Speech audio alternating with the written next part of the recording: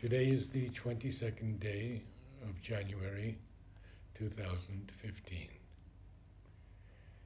and we begin a very sacred series with Alok Pandey. This series is on Savitri. 53 years ago, I was introduced to Savitri by A.B. Purani, and it changed my whole life. When I came in 1961 to the ashram, Mother asked me to photograph the paintings by Huta of meditations on Savitri. She then gave me her blessings to read Savitri. For 10 years, I read at the Matrimandir once a week. Savitri is for me the way, the truth, and the light. Now, many years ago, Mother told Huta, only I can explain Savitri. But since that time, Mother has chosen amongst her children one whom I feel she has poured the most understanding into these mantric lines of Sri Aurobindo, and that is Alok Pandey. And I'm grateful to know him as a brother and to have him speak to us today about Savitri.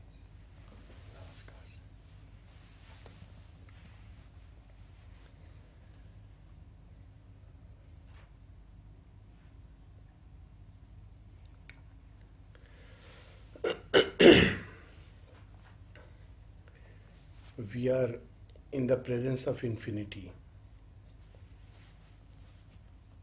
an infinity of light, as you said, and an infinity of wonder and joy, an infinity of power,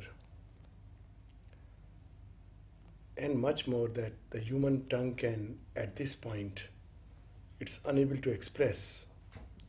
Leave aside understand. I also feel that Savitri is not something to be understood as it has to be dived deep into. Yes. Very often people ask this question that Sri Aurobindo gave so much importance to Savitri. And it is a book of, and it comes out from the yogic seer vision of Sri Aurobindo, so it's a book of yoga.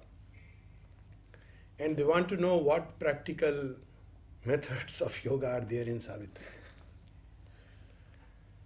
And they get disappointed. Of course, there are always plenty of hints of practice also. For instance, those lines, in moments when the inner lamps are lit. In 3 lines, Sri Aurobindo beautifully gives the essence of meditation.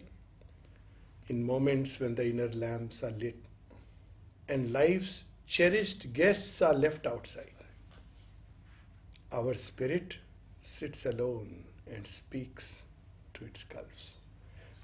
These 3 lines are magical.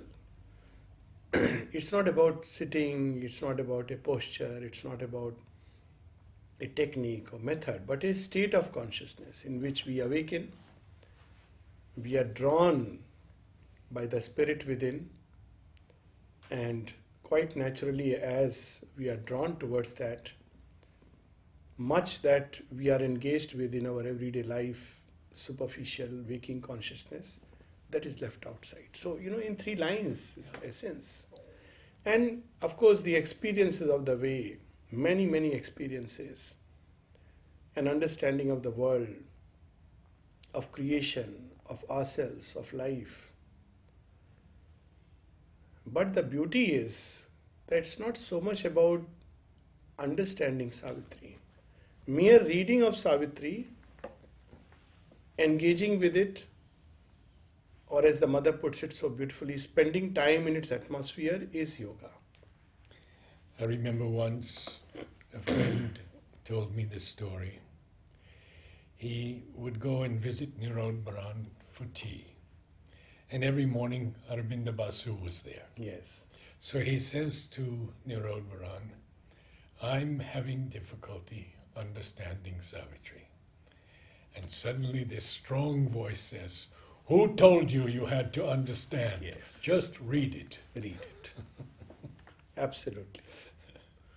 In fact, what makes it sometimes worse is to try to understand it with the intellectual mind. And I have an analogy that comes to my mind. It's like an ape trying to understand man's poetic works. And the gap between an ape and the human intellectual mind is still something which may be bridged.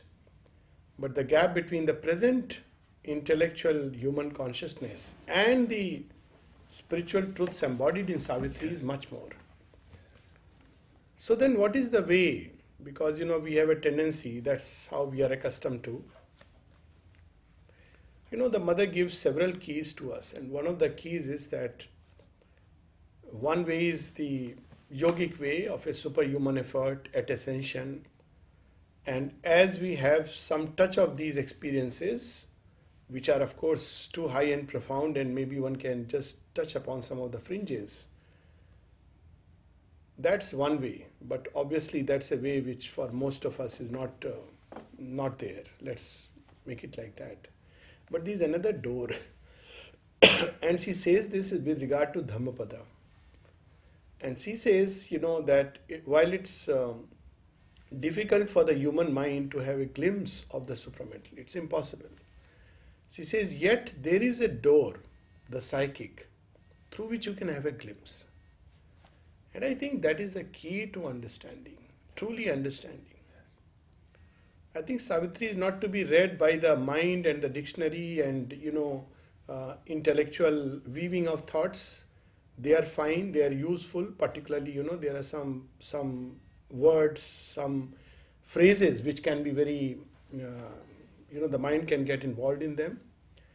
But more importantly, it has to be read with the heart, with the deeper heart. It's a very beautiful poem of Sri Aurobindo, The Word and the Silence, where he speaks about who is the speaker and who is the hearer. And he says the soul is the hearer. The soul hears Savitri. It responds to Savitri. Yes. It dances to the tune of Savitri. It rejoices with the wonder of Savitri. Because, there is again, the intellectual mind has a tendency to divide Savitri into sub-themes, and all these are valid. It's not that it's invalid. For instance, there is a theme of death, theme of fate, theme of love. Love, of course, runs through, and death also runs through and through. Actually, all these themes run together simultaneously in Savitri. But most importantly, there is the other way of looking at it, not so much as sub-themes which are objective to the intellectual mind, but sub-themes which is sensitive, inner something can catch. For instance, the joy of Savitri, the wonder of Savitri, the magic of Savitri, and the beauty of Savitri, the power of Savitri. Yes. It's not something which, like they are very powerful lines. In a sense, every line contains all these. But let's take a line like, when there is a call to the quest. O force-compelled, fate-driven, earth-born race, how long shall you tread the circling tracts of mind around your little self and petty things? It looks like there is a voice from high bidding us to wake up, to arise, awake. It reminds us of those mantric lines in the Upanishads. Arise, awake, and stop not till the goal is reached. Now, these lines have such a power.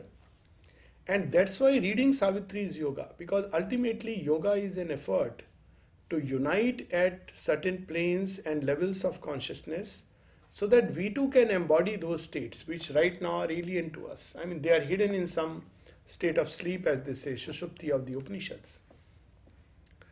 And it's difficult to access these states. These states can reshape our lives. But Sri Aurobindo makes them accessible to us through the power of the word. And that's the work of the mantra. Very often people ask also that, Sri Aurobindo says that, he used Savitri as a means of ascension. So what does it mean? I mean, had he not already ascended? He used Savitri as a means of ascension. He rewrote it nearly 12 times. Now, it's a very, very well-known ancient truth in Indian tradition that the mantra is used as a means of ascension. It's the whole purpose of the mantra is to help the rishi ascend, and all those who would follow him can, by the power of the mantra, arrive at a state of consciousness. The mantra is always used as a means of ascension. But what Sri Aurobindo does is, traditionally the rishi uses a particular mantra for ascension, discards it, then after a while another mantra comes. That's the normal course, even in our inner sadhana. Sri Aurobindo charged Savitri with the highest possible mantra, the vibrations of the highest possible mantric opening into these higher spheres. Now, how the mantra helps or how the mantra comes into being?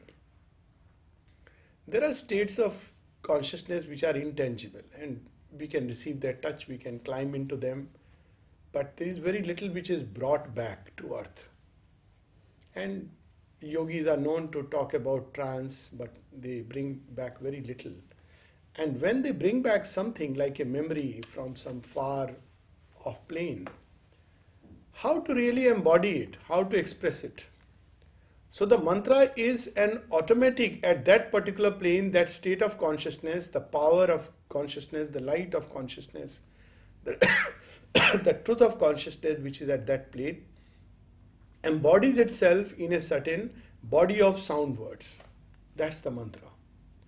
So when that embodiment takes place, it helps to ascend, because now it works like a two-way bridge.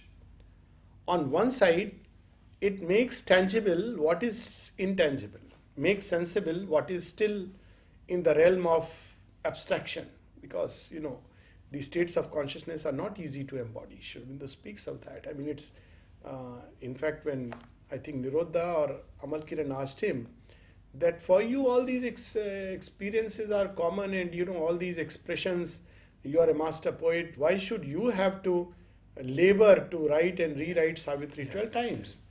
And he says the higher planes are not as accommodating as that. It's not simple to embody them. That too in a body of sounds, you can experience them. You can be lost in a state of trance in them. We all know that. You can even to some extent bring back that memory and communicate it to few disciples.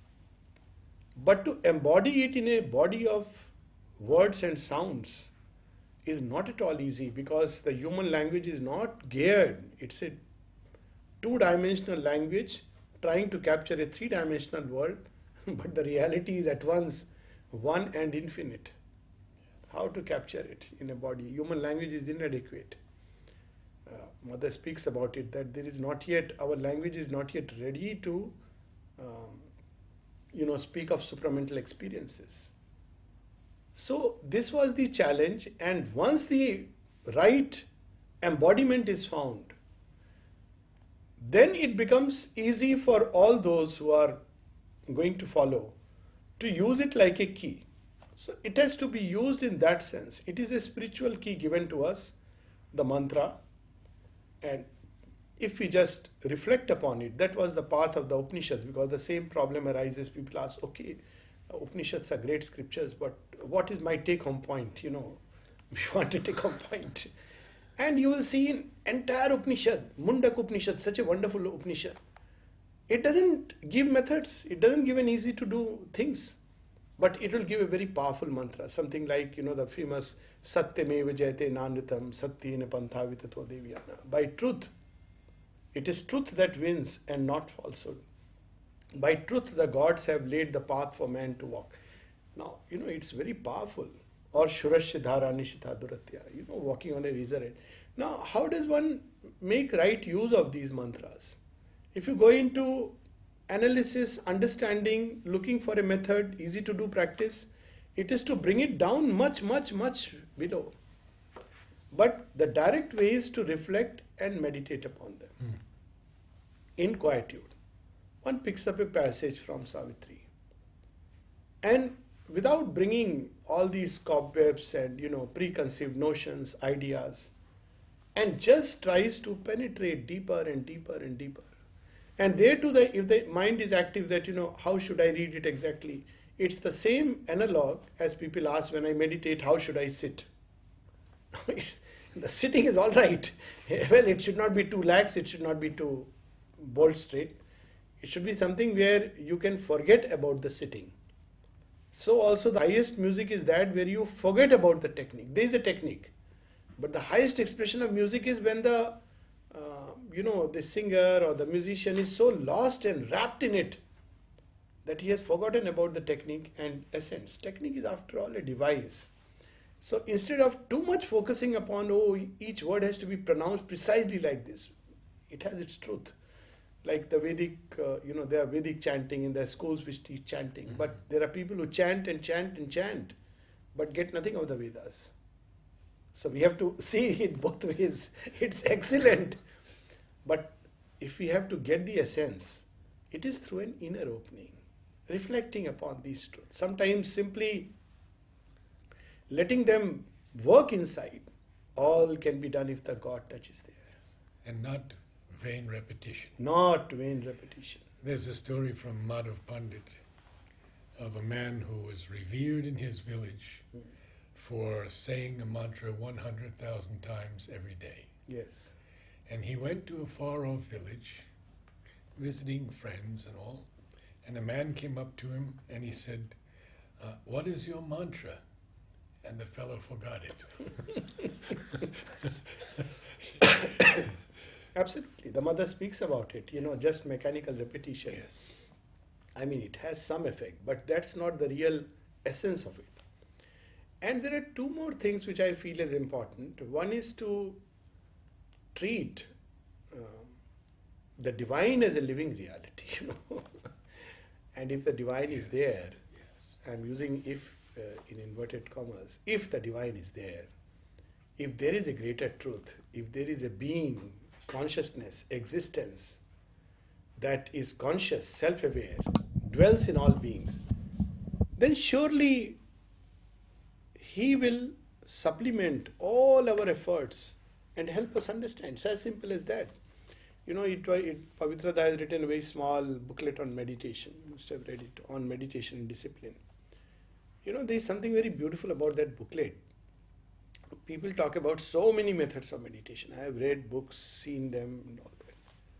But he mentions something which personally in my life I found it practically very useful. Of course, I had not read it. I tried it and it worked. It came spontaneously. And it always works wonder. And it is offer your meditation to the divine. Now, several times I have seen, sometimes meditation is very natural, beautiful, you go into the depths. At other times, you are struggling, you are just simply sitting. But if we offer to the mother and pray that, Mother, help me to meditate. You pull me inside. I will try to go within, but you pull me from within. It's so wonderful. So why not do it with Savitri? Why not do it with Sri Aurobindo and the mother's books? That mother, you are there. You help me understand. Yes. You create in me all that is necessary to really have the joy of revelation of Savitri. It's a book of revelation. And revelation has to be understood by a corresponding faculty. It cannot be understood by that which is much below. As I said, ape trying to understand the human mind and its activities. So the doors of revelation open when there is quietude, inner quietude. And second thing or third thing which I feel is very important is to turn to Savitri not just as a poetry, not just as a epic and, sometimes I mention a bit humorously, iambic pentameter and, with all those things, not even as mystic poetry, but as a living embodiment, a testament of the Divine Mother. It's the story of the Divine Mother. And that's why it surpasses, the Vedas, surpasses the Upanishads. Where many times people compare it to the Vedas. Now, there's something missing in the Vedas. They don't, this kind of a blind reverence should not be there. Vedas are very high, beautiful, but they are not the highest. They are pointers towards the highest reality. But what is missing there is the secret of God's birth in time. And the Gita is the one scripture which hints at it. And at least couple of Puranas like the Vishnu Purana, which Sri Aurobindo speaks of as a very profound occult scripture. But this is something which is the greatest secret. And it's amazing that human mind doesn't take interest in it. Yeah. Mother speaks about it. Several places in Agenda she speaks of the greatest secret. What is the greatest secret? The greatest secret is God's birth in time. That which is infinite, eternal, immutable, the absolute, the perfect, the alone. And then he says the absolute, the perfect, the immune, our mask of imperfection has assumed. This is a mystery. I would say the mystery of mysteries. And Savitri is an unraveling of that mystery.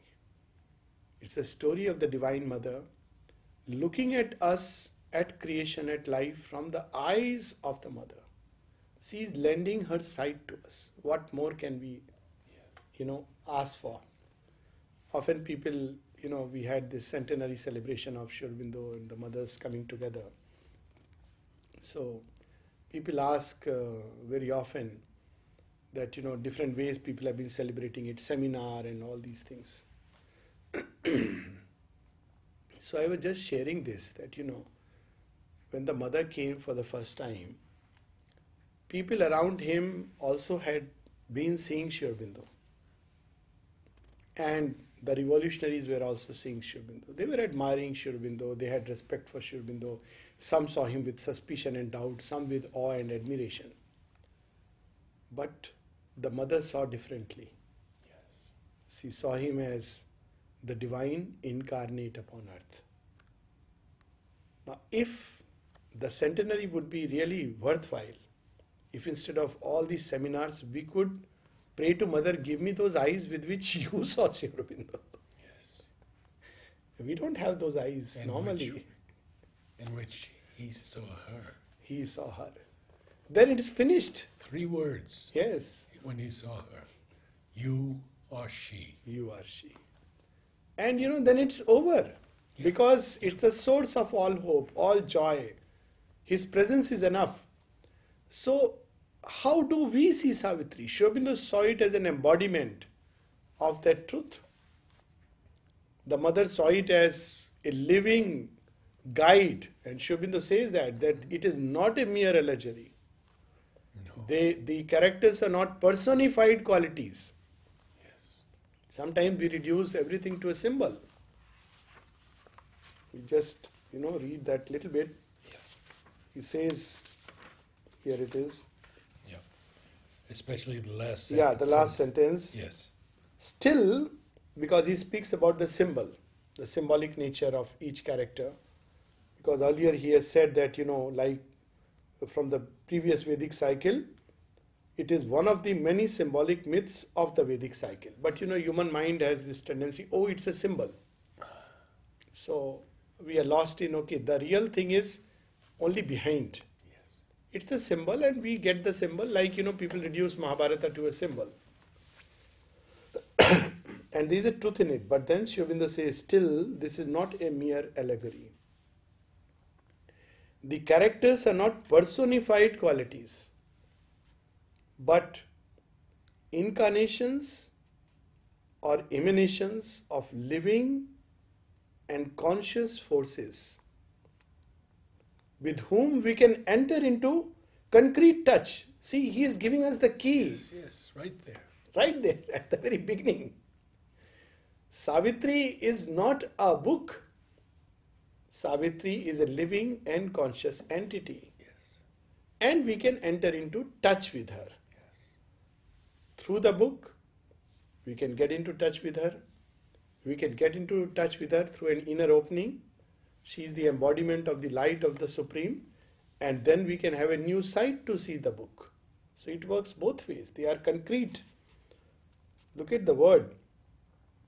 Living and conscious forces. They are not, those who 17,000 years back she was there and they are no more. Now the story is there.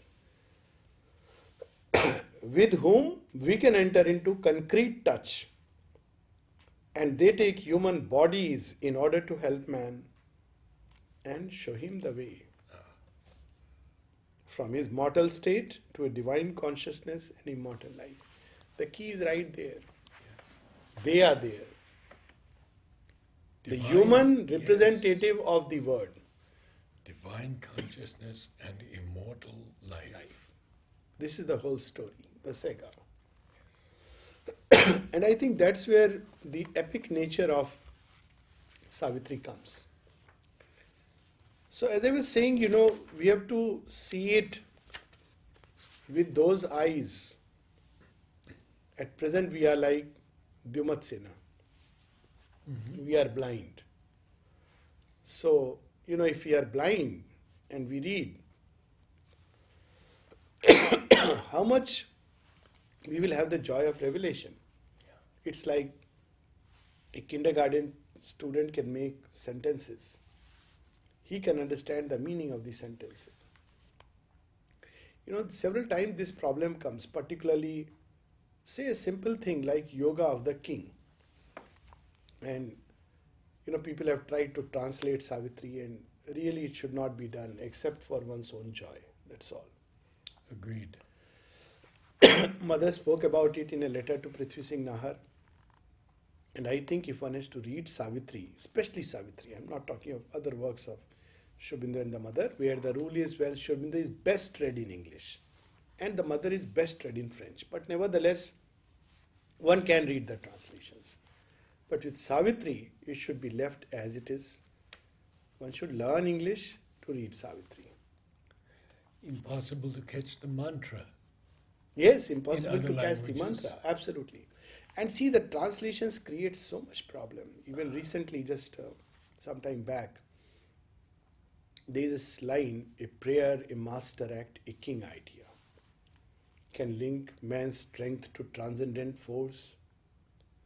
Then miracle becomes the common road. Now, you see, the word king idea has been translated in Hindi as Raj Vichar, Rajasi Vichar. Now, that's not how one can get it. Here, the word king is in terms of something which is at the peak, at the apex. Yes. It's not about king of an, And language, any language, has this subtlety. Yes. You see, what many times we forget that Sri Aurobindo has written this much in the way of the Vedic style. So in the Vedic style, you have the images, and these images have a physical meaning, and they have simultaneously another layer of meaning. And of course, Sanskrit is very, very flexible with that. English is a less plastic language. Yes. But Sri Aurobindo has handled it with the same dexterity and plasticity. And enlarged it beyond. For instance, that word which I think the other day I was saying very beautifully, griffin forefront. Yes.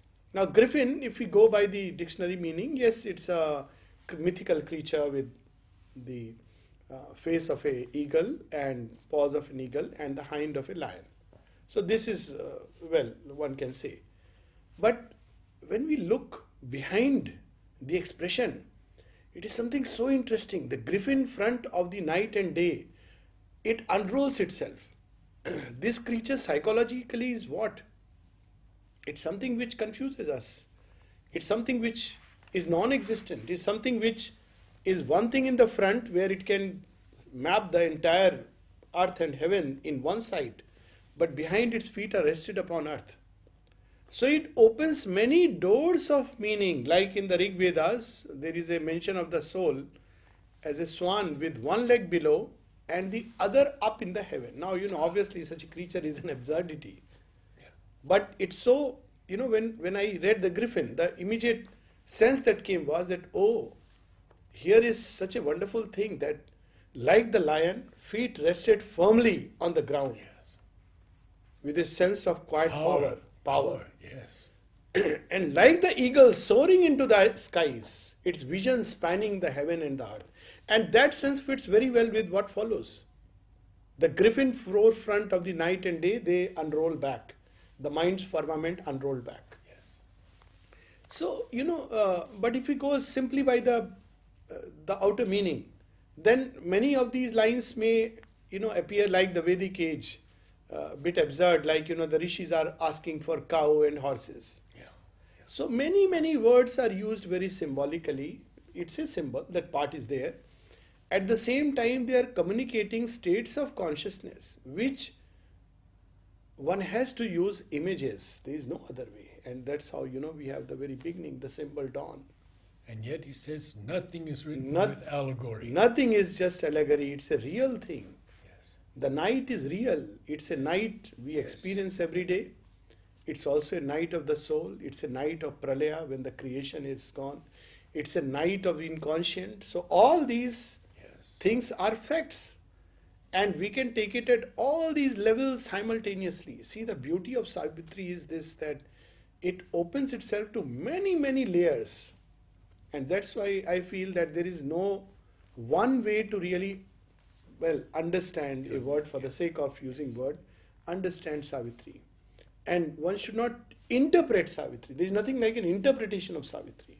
It's a revelation. So if I read, and I have seen myself, and I'm sure you must have experienced it, and all Savitri lovers, that as we grow, the same passage conveys a very different meaning. Yes. And there is a joy with that. There was a joy when there was a revelation, and there is a repeat joy, like the marvel of the first descent. And 50 years ago, there was a joy without knowing anything. Without knowing anything. Because, that's how, and it's one of the signs that we are truly understanding is the joy that comes inside. It's the joy of sight, which cannot always be put in words. Yes. Simple thing, it was the hour before the gods awake. It's a marvelous line.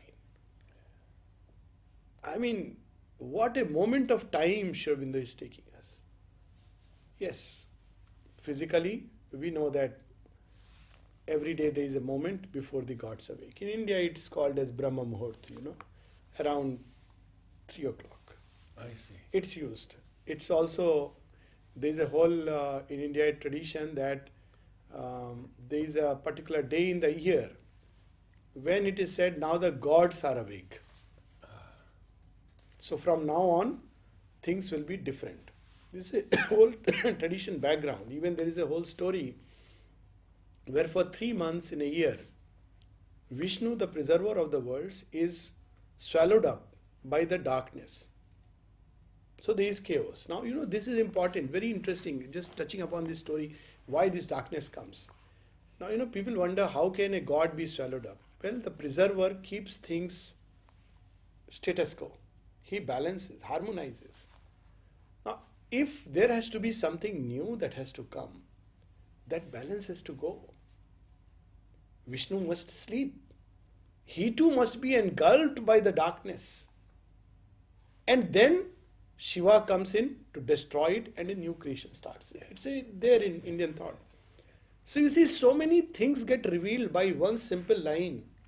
It was the hour before the gods awake. He tells us physically that probably it's around 3 a.m. in the morning when Savitri wakes up and she gets, all the memory comes back that this is the day when Satyavan must die. It's also a moment before creation. Yes. And not just the first moment before creation, but also successive moments. As, we read it subsequently, that after each dissolution, he says that something remained lurking inside like a memory.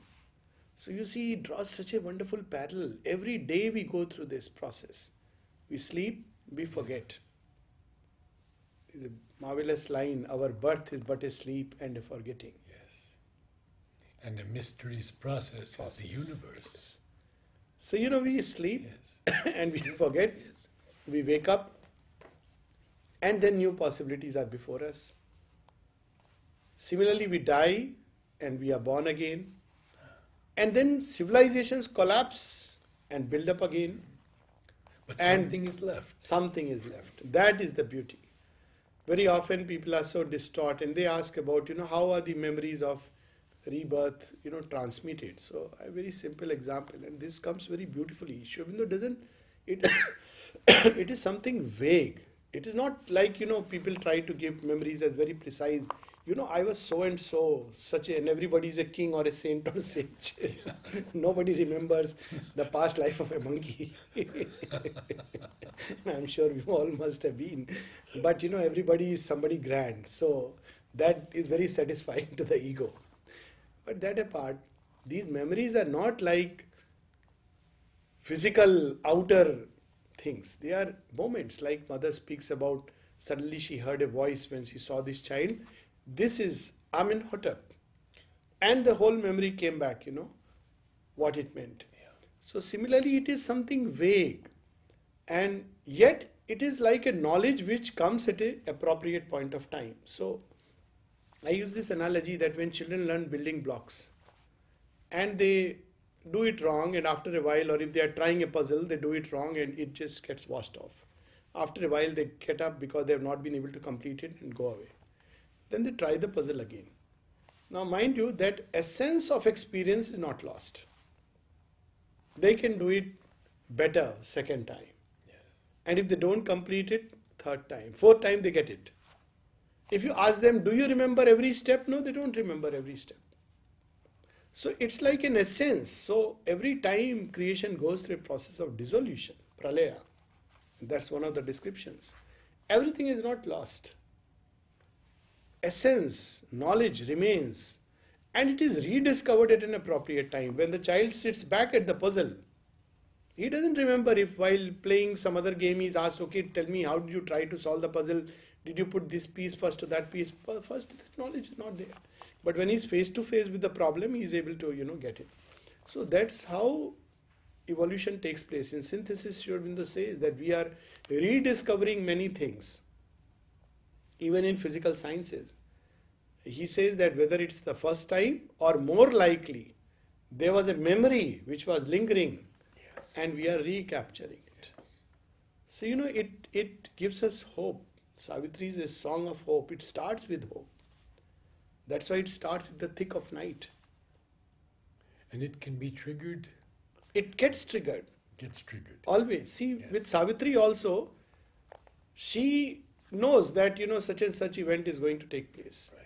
And she has prepared herself also. But even on that day, in the morning, to start with, she gets the memory of all those things. And before that, throughout the year, when Sri Aurobindo describes that how she lived constantly with grief, even there are lines in it, Oh, yes. the foe which she must feed with her own heart, Yeah. the suffering, the pain. Yes. But when the actual moment comes, when she is face to face with the moment of death, look how beautiful this image is. The moment of death is also the moment of immortality. It is the challenge. And that gives such a wonderful hope that every crisis is a door to liberation. And this is what we find in the Gita. The dance of death gives birth to the song of immortality. So the densest night prepares for the greatest dawns. No wonder it starts with the dawn, the symbol dawn. Yes. It's a book of hope, of light, of beauty, of grandeur, of splendor. And that's the joy and wonder of Savitri. Just to conceive that where there is utter darkness, dissolution, there is hope, there is light, there is beauty, there is grandeur, there is splendor waiting to be born.